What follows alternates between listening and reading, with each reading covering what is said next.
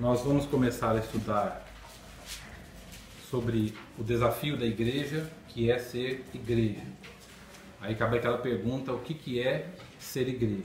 Então, a igreja que nós escolhemos como referência é a igreja de Tessalônica. Eu vou tentar explicar o porquê da escolha da igreja na cidade de Tessalônica. Nós não vamos estudar a carta aos Tessalonicenses, a carta em si. Nós vamos estudar a igreja que estava na cidade de Tessalônica, não propriamente a carta, certo? 1 Tessalonicenses, capítulo 1, do versículo 1 ao versículo 6. Após a leitura, você deixa sua Bíblia aberta, por favor. 1 Tessalonicenses, no capítulo 1, do versículo 1 ao versículo 6. O texto diz assim: Paulo, Silvano e Timóteo, a igreja dos Tessalonicenses, em Deus Pai e no Senhor Jesus Cristo, graça e paz a vós outros.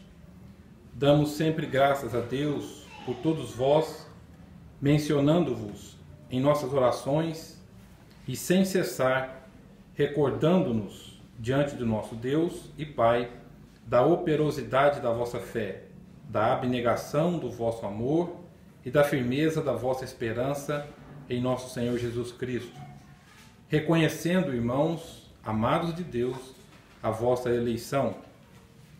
Porque o nosso Evangelho não chegou até vós tão somente em palavra, mas sobretudo em poder, no Espírito Santo, e em plena convicção, assim como sabeis ter sido o nosso procedimento entre vós e por amor de vós. Com efeito, vos tornastes imitadores nossos e do Senhor, tendo recebido a palavra, posto que em meio de muita tribulação, com alegria do Espírito Santo. Pois bem, igreja sempre vai ser um desafio nós tentarmos entender o que é igreja. Igreja hoje está muito vinculada àquela questão de templo, de doutrina, de dogma, de comportamento. Mas quando nós olhamos para o Novo Testamento, nós vemos vários e vários exemplos do que é ser igreja. Por exemplo, uma igreja que era alegre, uma igreja que tinha um comportamento de pessoas felizes, era a igreja dos Filipenses. Uma igreja que era muito infantil, que era até um certo ponto problemática, era a igreja dos Gálatas. Uma igreja que era extremamente doente, no sentido absoluto, era a igreja de Corinto. Mas quando nós queremos olhar para alguma igreja que tinha pelo menos um mínimo de saúde existencial e de saúde espiritual, a igreja de Tessalônica, ela nos serve de referência. Ela é tão assim, passa desapercebida, e às vezes a gente lê essa carta e a gente esquece de alguns detalhes que estão inseridos aqui e que podem sim nos servir de referência. Pois bem, para nós entendermos um pouco, nós precisamos fazer uma pequena viagem no contexto desta carta para que a gente entenda por que Paulo escreve o que escreveu. Essa cidade chamada Tessalônica, ela tinha esse nome por causa de uma mulher chamada Tessalônica, que era uma das esposas de Cassandro, um dos 4 generais de Alexandre o Grande. Alexandre o Grande, quando morreu, o seu reino foi dividido em 4 partes, e uma dessas 4 partes foi para o seu cunhado, Cassandro, que foi casado com a meia-irmã de Alexandre, chamada Tessalônica. Então ele funda, 300 anos e pouco antes de Cristo, ele funda essa cidade, e ele então batiza essa cidade como cidade de Tessalônica, em homenagem à sua esposa Tessalônica. E na cidade de Tessalônica havia muito paganismo, no sentido também absoluto, havia muito paganismo, e havia um padroeiro naquela cidade chamado Cabiros. Cabiros era o filho de um homem chamado Vulcano. Ele tinha três irmãos, 3 filhos gêmeos, e esses filhos, 2 deles mataram Cabiros. Então Cabiros se tornou o padroeiro da cidade de Tessalônica, né? Desde antes de Cristo, ele tornara-se então o padroeiro da cidade de Tessalônica. E no culto a Cabiros havia todo tipo de paganismo, havia todo tipo de comportamento estranho, podemos assim dizer. Depois Roma, quando Roma se tornou aquele império que nós vimos semana passada, que tornara-se aquele império que vinha conquistando, que vinha dominando toda aquela região da Ásia Menor, Roma chega em Tessalônica E Roma então faz uma proposta um tanto quanto educada. Ela diz assim: ou vocês nos servem, ou vocês se tornam escravos e as mulheres de vocês serão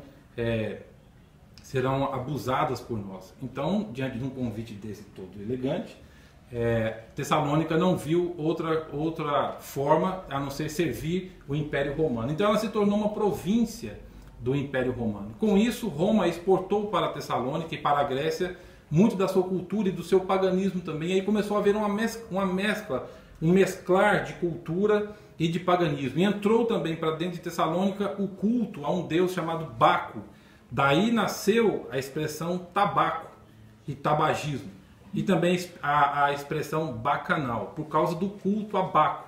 No culto a Baco, ao deus Baco e ao deus Cabiros, havia algumas práticas, como por exemplo a inalação. Eles faziam uso de algumas raízes que elas eram entorpecentes e eles então cheiravam.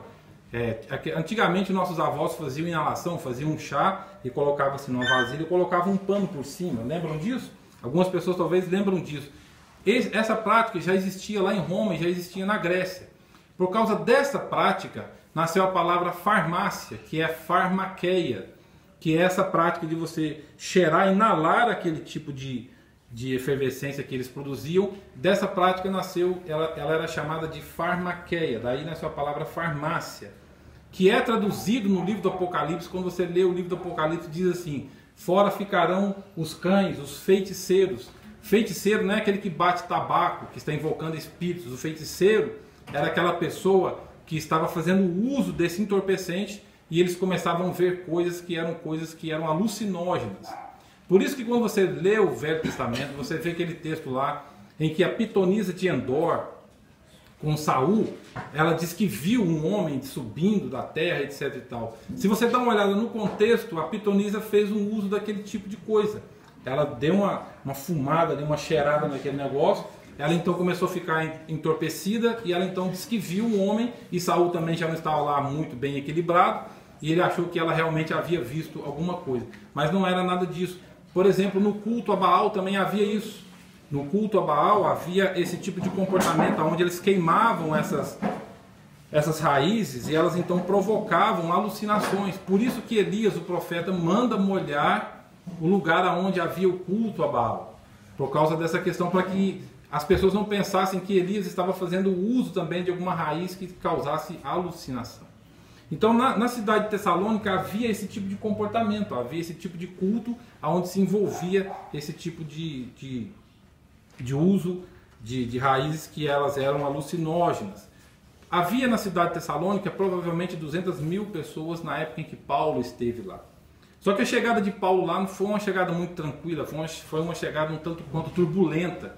Quando Paulo chega lá, foi apenas 3 fins de semana que Paulo passa lá. E Paulo, então, na sua segunda viagem missionária, Paulo fez 3 viagens missionárias, e na sua segunda viagem ele vai até Tessalônica. Só que quando ele chega lá, o negócio não fica muito bom para ele. Alguns judeus radicais começam a brigar com ele, com aquele homem que o hospedou, que foi Jason. Isso está lá no livro de Atos, capítulo 17. Então Paulo teve que sair corrido de lá, e Paulo foi para Corinto, e Paulo então, de lá ele recebe notícias da cidade de Tessalônica, mas ele permaneceu ali 3 fins de semana, e foram apenas 3 fins de semana que nasceu a igreja na cidade de Tessalônica, que era uma igreja extremamente equilibrada, e que vale a pena nós olharmos para ela e nós copiarmos aquilo que é proveitoso. É lógico que ela tinha os seus infantilismos, ela tinha as suas infantilidades. Por exemplo, ela tinha uma certa ignorância com relação à vinda de Cristo Jesus. Se você ler 1 e 2 Tessalonicenses, você vai ver que Paulo bate muito nessa tecla da questão da vinda de Cristo, da ressurreição dos mortos, porque ela achava que Jesus estava voltando naqueles dias em que ela existia.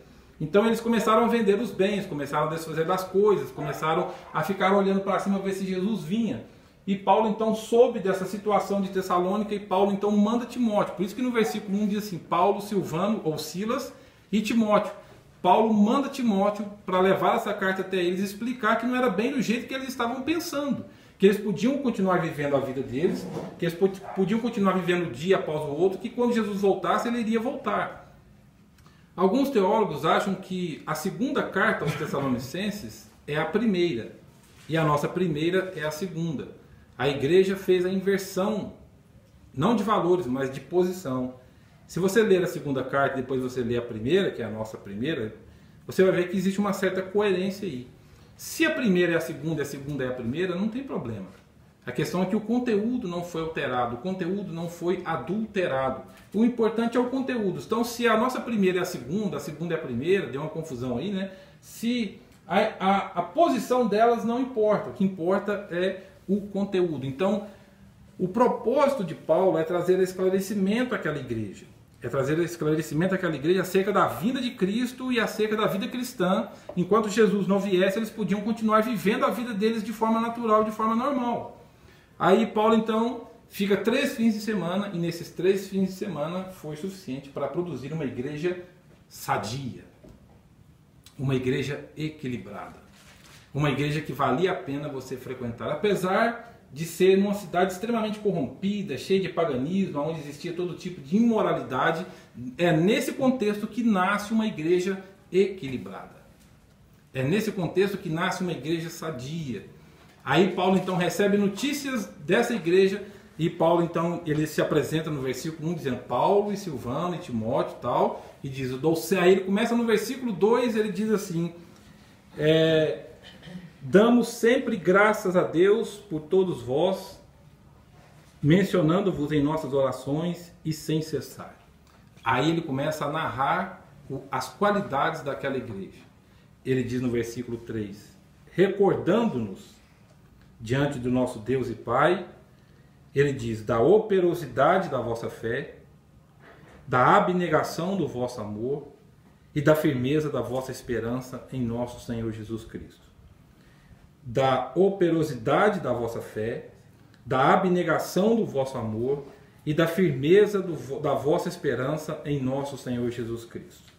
Pois bem, uma igreja equilibrada é uma igreja que começa tendo essas 3 coisas aqui.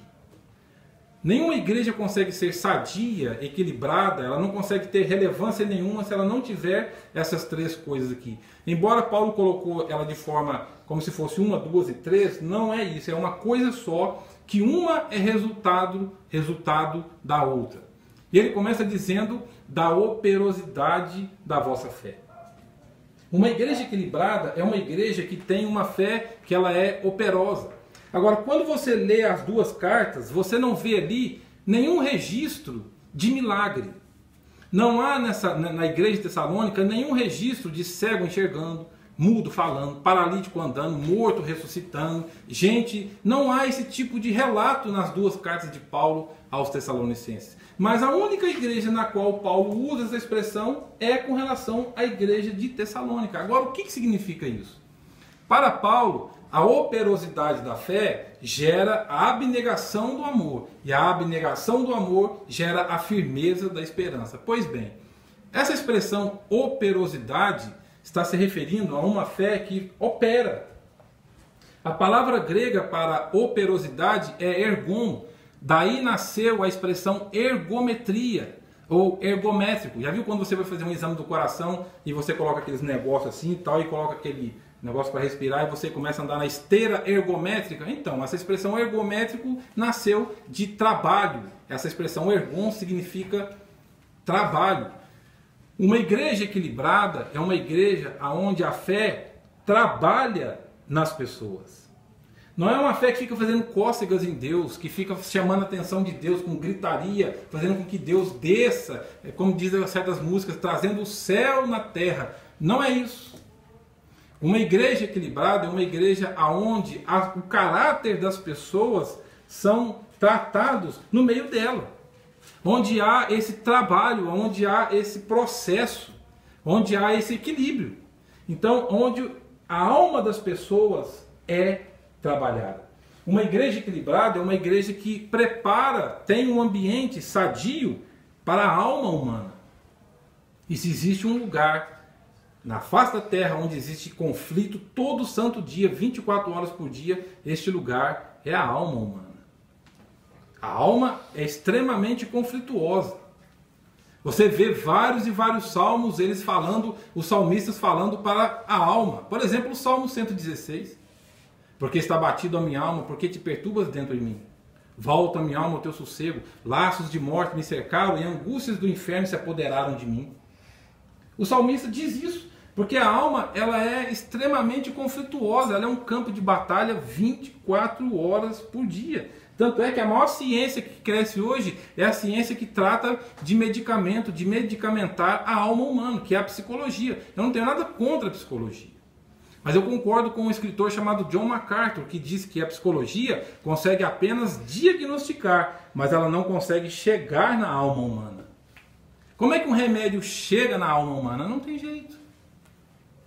A medicação não chega porque certos conflitos que temos, depressão, ansiedade, são problemas que nascem em nossa alma. Aí Paulo escrevendo à igreja de Tessalônica, Paulo diz, olha, eu recordo da operosidade da vossa fé, dessa fé que trabalha em vocês. E esse trabalho gera abnegação. Essa palavra abnegar significa esforçar, lutar. Esforçar para que o outro cresça e eu diminua. Lembra de João Batista quando diz convém que ele cresça e eu diminua? Isso é abnegação. Uma igreja equilibrada é uma igreja onde as pessoas veem o outro, não como um concorrente, não como alguém que vai tomar o seu lugar na igreja. Porque algumas igrejas que você chega, que nós chegamos, parece que a pessoa está concorrendo com você e vai tomar o seu lugar. Não há essa disputa de quem canta melhor, de quem toca melhor, de quem dança melhor, de quem prega melhor, de quem vigia a porta melhor. Não há essa concorrência. Uma igreja equilibrada é uma igreja onde as pessoas ela vê o próximo. Quando eu digo ver, não é enxergar, mas ela vê pessoas. Ela recebe pessoas. Ela acolhe pessoas. Ela atende gente, ela recebe pessoas com seus conflitos. Porque a Bíblia não nos manda tomar conta da alma das pessoas. Isso é um departamento lá de cima. A Bíblia nos manda falar o Evangelho. Isso é um departamento lá de cima. Quem mexe na alma, quem trata da alma, é Cristo Jesus. Isso me faz lembrar do Gadareno. Lembra do Gadareno? Quando Marcos narra a situação do Gadareno é muito interessante. Diz lá que ele estava nu, pelado, em um cemitério. Dá para imaginar? Eu fico lendo alguns textos da Bíblia e começo a imaginar, de acordo com a descrição do narrador. O cara morava em um cemitério nu e ficava gritando de dia e de noite.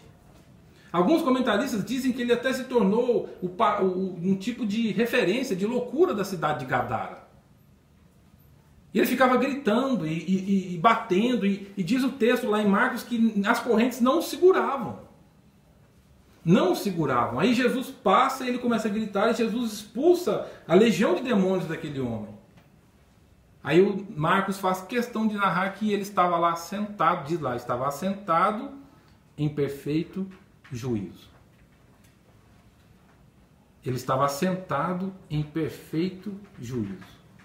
É isso que uma igreja equilibrada faz. Com que as pessoas recebam a Cristo, conheçam a Cristo como Ele é. Alguém que consegue nivelar a alma humana. Aí diz o texto que ele quis seguir a Jesus, e Jesus disse não. Eu não preciso de seguidor, no sentido de necessidade. Você vai me seguir indo para sua casa. Isso faz sentido, porque às vezes a gente acha que seguir a Cristo é seguir uma denominação, uma religião. Mas Jesus disse, não, você não vai me seguir, você vai para a sua casa. Vai para a sua casa e conta para os seus o que Deus te fez. Era importante para a família dele saber o que Deus fez na vida dele. Eu fico imaginando aquela cena dele chegando em casa, agora vestido, porque diz o texto que ele estava vestido e em perfeito juízo. Como é que não era para a mãe ou para o pai, sei lá quem quer que fosse, parente dele, andar na rua e falar, aquele lá é a mãe do Gadareno. Aquele lá é o pai do Gadareno. Tem certos parentes que dão vergonha na gente, não é verdade? Tem certos parentes que a gente tem que falar, meu Deus do céu, não tinha outra família que se nascer, não. Era assim com o Gadareno. Uma igreja equilibrada é uma igreja que recebe gente. É uma igreja que tem uma fé operosa, não apenas no sentido vertical, mas também horizontal. Atinge pessoas, atinge comportamento, atinge gente. Recebe gente. Há tratabilidade ali entre pessoas. E aí depois ele diz, da esperança da vossa fé em nosso Senhor Jesus Cristo. Agora, quando é que se cria um ambiente desse? Se você ler, abra sua Bíblia em 1 Tessalonicenses capítulo 2, onde Paulo, versículo 13, quando Paulo diz quem é que provoca isso na igreja de Tessalônica. 1 Tessalonicenses capítulo 2, versículo 13. Ele diz assim: outra razão ainda temos nós para incessantemente dar graças a Deus. É que tendo vós recebido a palavra, que de nós ouvistes, que é de Deus, acolhestes não como palavra de homens, e sim como em verdade é a palavra de Deus, na qual com efeito está operando eficazmente em vós, os que credes. Uma fé operosa que gera abnegação e que gera firmeza de esperança é uma igreja que gera esses três comportamentos, é uma igreja que a palavra opera eficazmente, ele repete a mesma palavra, só que não é a mesma palavra usada para ergon, que é trabalho. Quando ele diz assim, opera eficazmente, agora a palavra que ele usa no grego é energeitai, que significa energia. O tanto que a energia facilita a nossa vida. Nós temos luz, a energia gera luz. Energia gera chuveiro quente, você pode tomar um banho quente, chega do trabalho cansado, suado, você vai tomar um banho morno, gostoso e tal. Isso é energia. Uma igreja equilibrada é uma igreja onde a palavra de Deus ela gera energia. E essa energia gera uma fé operosa, ela gera abnegação, ela gera firmeza de esperança. As pessoas têm uma esperança firme. Não é aquelas pessoas que falam assim, não, hoje, domingo à noite depois do culto, nossa, foi uma bênção, o culto, que bênção, que louvor. E como foi a pregação? A pregação não lembro, mas foi muito bom. Foi uma bênção, graças a Deus, Deus é muito bom. Aí chega na terça-feira, como é que você está? A vida não presta, Deus não esqueceu de mim, que não sei o que lá mais. Então a fé só dura até na terça-feira. Na quarta em diante se torna um ateu. Aí quando chega a sexta, não, vou virar convertido de novo. Não é esse tipo de gente. É uma pessoa que tem firmeza. É uma pessoa que sabe que ainda que ele me mate, nele esperarei. Ainda que ele me mate, nele esperarei. É o que diz o Velho Testamento. Ainda que ele me mate, nele esperarei. Mesmo quando você ora pedindo um livramento, como Paulo orou pedindo para que Deus tirasse o espinho na carne, e Deus disse, não vou tirar.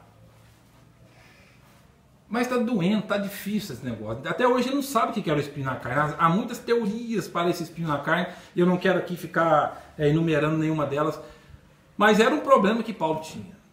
Tanto é que ele escreveu, disse, eu tinha um espinho na carne, eu pedi 3 vezes, esse negócio não saía, o bicho pegando, e eu pedi para Deus, e Deus disse, não vou atender essa oração, a minha graça te basta. E isso aí é broxante um negócio desse. É desanimador um negócio desse. Você vai e ora 3 vezes, e Deus disse, não vou tirar, porque eu não quero. Algumas orações Deus não vai atender. A gente não vai entender, mas Ele não vai atender. Porque Ele não vai querer. Porque Deus não é um pai babão que fica atendendo todos os mimos dos seus filhos. Não é nada disso. Agora, quando Ele diz aqui a operosidade da palavra está operando eficazmente, quando Ele fala, vocês acolheram a palavra, vocês receberam, acolher aqui, quando você acolhe, você traz para dentro de si, quando Ele fala acolheu a palavra, não é o livro. Não é o livro, os 66 livros da Bíblia. Porque quando Paulo escreveu isso, não tinha os 66 livros da Bíblia. O cânon só foi formado no 2º século, quando um homem chamado Marcião, ele que era gnóstico, a palavra gnóstico vem de gnose, que significa conhecimento, gnose. Daí nasceu a palavra diagnóstico. que a preposição dia significa através ou por meio de. Daí nasceu a palavra diabo, que dia significa por meio de ou através de. E ábolos era um arqueiro que tacava flechas. Por isso que Paulo diz, cuidado com os dardos inflamados do diabo, que é aquele arqueiro que tacava flechas.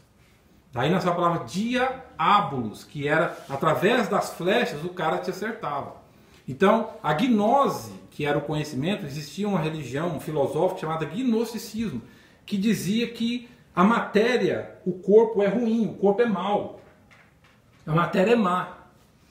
Então não poderia, então, o Deus verdadeiro se tornar matéria, se corporificar, se materializar. Não poderia. Por isso que quando você lê Colossenses, Paulo diz assim, porque nele habita corporalmente toda a plenitude da divindade. Paulo escreve isso porque na cidade de Colossos havia uma influência gnóstica muito grande. Então existia o gnosticismo e essa filosofia gnóstica entrou. Platão era gnóstico. Platão dizia que o corpo é a prisão da alma. Platão dizia isso, o corpo é a prisão da alma. Por isso que Nietzsche detestava Platão. Você lê Nietzsche detestava Platão, ele xingava, no seu livro ele xingava Platão. Aquele retardado, aquele doido, ele chamava Platão de doido. Que não deveria ser mesmo, né? Então, o gnosticismo dizia não, aí existiu um homem chamado Marcião. Marcião, ele era gnóstico. Ele era gnóstico e ele não gostava dos judeus, e ele dizia então que a lei judaica estragou o evangelho, então ele forma no segundo século, ele forma um cânon, ele forma uma Bíblia. A igreja então, tendo a necessidade de dar uma resposta para a sociedade, a igreja então tendo a necessidade de dizer, olha, existe um livro que é a nossa referência, e também por questões de controle, a igreja então forma, depois de Marcião, ela forma o seu cânon, os seus 66 livros. Então quando Paulo diz assim, vocês receberam a palavra, não é os 66 livros. Porque a palavra de Deus não é palavra por causa da inerrância do texto. A palavra de Deus não é palavra de Deus porque o texto ele não erra. Por causa da inerrância histórica ou da inerrância teológica. Não. A palavra de Deus, ela é a palavra de Deus porque Paulo nos mostra que o Evangelho é Cristo Jesus. Então quando ele diz assim, vocês acolheram a palavra, não é que vocês escolheram o papel, o livro. Somente no século XIII, em 1250, é que um abade chamado Natan é quem dividiu a Bíblia em capítulos. Somente no século XIII, 1250. Natan não, Hugo Saint-Cher, ele então dividiu a Bíblia em capítulos no século XIII. No século XV é que um rabino chamado Natan dividiu o Velho Testamento em versículos. E somente no século XVI, 1551, é que um impressor chamado Robert, ele então faz com que o Novo Testamento fique com os versículos. Veja quanto tempo passou. Então quando ele fala, vocês acolheram a palavra, não é os 66 livros. Vocês acolheram o Evangelho. O Evangelho não é Evangelho por causa de inerrância de texto. O Evangelho é Evangelho porque ele é Cristo Jesus. E quando Cristo Jesus está no meio de um povo, as pessoas então começam a olhar para si e ver o sentido e o significado de cada um no reino de Deus. De ver o sentido e o significado de cada um no reino de Deus. Isto é uma igreja equilibrada. Isto é uma igreja sadia, que tem uma fé que opera, que faz pequenas cirurgias nas pessoas. Que as pessoas são aceitas como elas são. Do jeito que são, com seus gostos culturais, musicais, sociológicos, enfim. Não é uma padronização de pessoas. Agora nós somos todo mundo iguais. Não é. Existe diversidade. Existe diversidade. Cada um com o seu comportamento, cada um. Agora, naqueles desvios de caráter, aí é uma obra lá de cima. É o homem lá de cima que vai fazer essas pequenas mudanças. Que vai fazer essas pequenas mudanças. Onde atinge a pessoa por dentro, onde atinge o ser humano e faz com que eles se pareçam com Cristo Jesus. Por isso que no capítulo 1, versículo de número 6, para nós terminarmos, eu esqueci de falar no começo, se alguém quisesse fazer pergunta, poderia levantar a mão e ficar à vontade, para que não ficasse só eu falando. Então, se alguém quiser fazer perguntas, fique à vontade. No versículo de número 6, eu queria explorar isso mais semana que vem, mas eu quero pincelar alguma coisa. No versículo 6 ele diz assim: com efeito, o efeito do quê? O efeito da operosidade da fé, da abnegação do amor e da firmeza da vossa esperança, com efeito, depois de tudo isso, ele diz: vos tornastes imitadores nossos e do Senhor, no qual é Cristo Jesus. Uma igreja equilibrada é uma igreja que as pessoas imitam a Cristo. Não é imitar a Cristo como o Henri Cristo tenta imitar o Pai Eterno, infalível, inefável. Não é isso. Não é o modus operandi, não é a cultura da época. Não é nada disso. Imitar a Cristo não é imitar o jeito que Jesus se vestia. Porque se você prestar atenção, Jesus ficou 3 anos com a mesma roupa. 3 anos. Se você for dar uma olhada lá com essa ótica, Jesus ficou 3 anos com a mesma roupa. Só foi rasgada e tirada quando ele foi crucificado. Devia estar cheirando muito bem o negócio. Suor, urina, um monte de coisa. Não era bonita a coisa, gente. Você acha que Jesus era uma luz resplandecente? Como dizia Sabélio, lá no 3º século. Sabélio dizia no 4º século que ele era, como dizia, uma seita chamada ebionismo, que negava a plena divindade de Jesus, dizendo, não, ele é apenas um corpo celeste. Você acha que foi isso? Não. Ele era homem. Opa, alguém tupicou lá. Ele era um homem. Homem como eu e como você. Ele era um ser natural. Ele era normal. Então, quando diz imitar a Cristo, é imitar o jeito que ele lidava com as pessoas.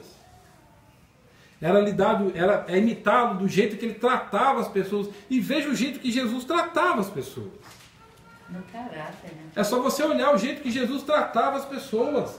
Num texto que me chama muita atenção, que todas as vezes que eu vejo, eu fico assim pensativo, eu pensei, eu preciso aprender isso. Isso é uma necessidade existencial. É aquele texto que João diz assim, e olhou para a multidão e compadeceu-se delas, porque eram como ovelhas que não têm pastor. Aí ele diz, orai para que o Senhor mande trabalhadores, porque a seara é muito grande. Diz o texto que Jesus, num dado momento, ele olha e ele se compadece. Ele se compadece das pessoas. Ele não é dó, no sentido de dar uma esmola. Não, mas ele se compadece e diz, olha, são como ovelhas que não têm pastor. Ele olha para as pessoas e ele sente compaixão por elas. Isso é imitar a Cristo, isso é ser cristão. Isso é ser cristão. Não no sentido de cristianismo fundado lá no século XIII por Constantino. Não é esse cristianismo barato e vulgar e superficial. Não é esse cristianismo que foi fundado no século XIII com Constantino. Não é isso. Mas quando eu digo cristão, entenda cristão no sentido de ser como Cristo. De ser como Cristo, de olhar para as pessoas e ter compaixão delas, pelo estado em que estão, vai ter compaixão mesmo. A igreja de Tessalônica é uma igreja que, se nós lemos o Novo Testamento, às vezes ela passa desapercebida, ela passa batida, mas o que Paulo diz aqui é impressionante.